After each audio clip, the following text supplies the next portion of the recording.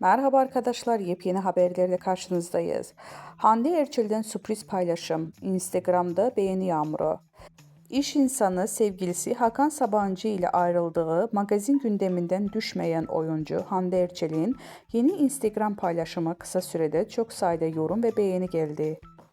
Ayrılık sonrası ilk defa İstanbul Havalimanı'nda görüntülenen Erçel, muhabirlerin sorularına karşılık "Bu konuda konuşmayacağım, teşekkür ederim, konuşmak istemiyorum, bir daha söylüyorum, konuşmayacağım" yanıtını vermişti.